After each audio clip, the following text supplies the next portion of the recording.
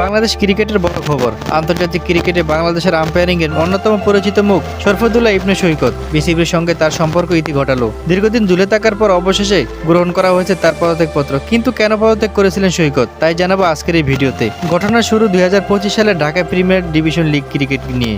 Mohammedan sporting এর ক্লাবের অধিনায়ক তাওহিদ হৃদয়ের শাস্তিকে কেন্দ্র করে মাঠে তৈরি হয়েছিল উত্তেজনার পরিস্থিতি। আম্পায়ারের সিদ্ধান্ত নিয়ে হৃদয়ের সঙ্গে উত্তপ্ত পরিস্থিতির পর বিষয়টি গড়ায় শাস্তির পর্যায়ে। পরবর্তীতে হৃদয়ের শাস্তি কমিয়ে দেওয়া ঘটনায় অসন্তোষ প্রকাশ করেছে আম্পায়ার সৈকত। এরপরই আসে বড় সিদ্ধান্ত। 2025 সালে 21শে এপ্রিল বিসিবির সঙ্গে চুক্তি থেকে সরে দাঁড়ানোর সিদ্ধান্ত জানিয়েছে শরফুদ্দুল্লাহ সৈকত। কিন্তু তখনই শেষ হয়ে যায়নি বিষয়টি। বিসিবি সেই পদত্যাগপত্র তাৎক্ষণিকভাবে গ্রহণ করেনি, ফলে দীর্ঘ সময় ধরে বিষয়টি কার্যত ঝুলেছিল। এরপর সময় গড়িয়েছে, বিসিবির সঙ্গে সৈকতের চুক্তিও আর নবায়ন হয়নি। আর এখন সামনে এসেছে তার পদত্যাগপত্রে গ্রহণের বিষয়টি। তবে এখানে রয়েছে সবচেয়ে বেশি গুরুত্বপূর্ণ তথ্য। বিসিবির সঙ্গে চুক্তি শেষ হওয়া মানেই কিন্তু আম্পায়ারিং থেকে সৈকত বিদায় নয়। আইসিসির এলিট প্ল্যানের এই বাংলাদেশি আম্পায়ার আন্তর্জাতিক ক্রিকেটের নিজের দায়িত্ব পালন করে যাচ্ছেন। অর্থাৎ বিসিবির সঙ্গে চুক্তির অধ্যায় শেষ হলেও ক্রিকেট মাঠে সৈকতের পথ চলা থেমে যাচ্ছে না।